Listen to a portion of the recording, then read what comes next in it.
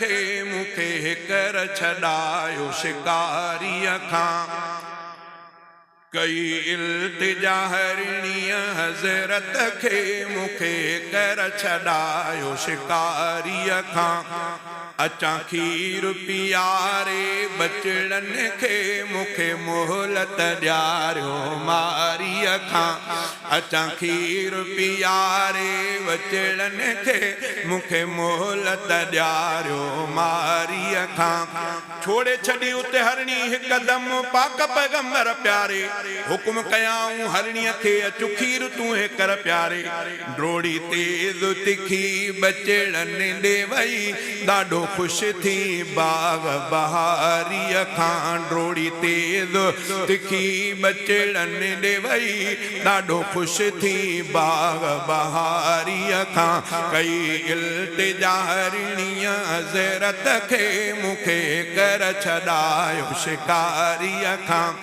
मारी अची तकरार कयो ते आडो मदनी मुरसल छोड़े छड़ियो तो शिकार असांजो दाम में हरणी फाथल ही गुफ्ता तेज़ तिखा निकता बदवीअ खां बेख्तियारीअ खां पाक पैगंबर फरमायो आहियां ज़ामिनो हरणीअ जो मां ईंदी वरी सा वायदे ते छॾ तकड़ अजाई नादा पाक पैगंबर फरमायो आहियां ज़ामिनो हरणीअ जो मां ईंदी वरी सा वायदे ते छॾ तकड़ अजाई नादा मूंसां वाइदो करे आ हरणी वई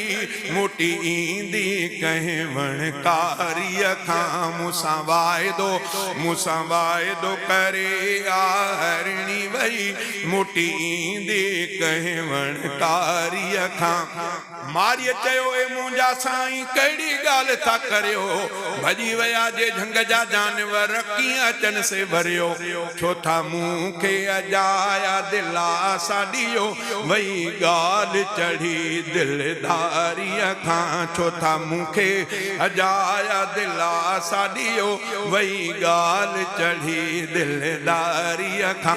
थोरी घड़ीअ में बचड़नि सूदो हरणी अची थी हाज़िर सिकम जा अची सिर झुकाई आडो पाक पैगंबर चई काती कबूल में कंद ते पर मां कीअं हटां वफादारीअ खां चई काती कबूल में कंद ते पर मां कीअं हटां वफादारीअ खां अजब में मारी पइजी वियो ॾिसी हाल हकीकत सारी वाइदो वफा कयो पाक नबी सां आई हरणी वीचारी पढ़ी कलमो उते ईमान दई वयो निकरी कुफर अंधारीअ खां पढ़ी कलमो उते ईमान दई वयो निकरी कुफर अंधारीअ खां जानवरनि जो ज़ामिन पयड़ो पाक मुहम्मद अरबी को न छॾींदो कमर असांखे उम्मत आहियूं हुन जी नारे तकबीर शाने मुस्तफा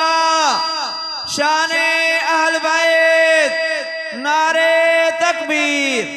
जानवरनि जो ज़ामिन पयड़ो पाक मुहम्मद अरबी को न छॾींदो कमर असांखे उम्मत आहियूं हुन जी सचो मोजिज़ो हरणीअ वारो आहे ॿुधो गज़ल अमाई लॻारीअ खां सचो मोजिज़ो हरणीअ वारो आहे ॿुधो गज़ल अमाई लॻारीअ खां कई इल्तिजा हरणीअ हज़रत खे मुखे कर छड़ायो शिकारीअ खां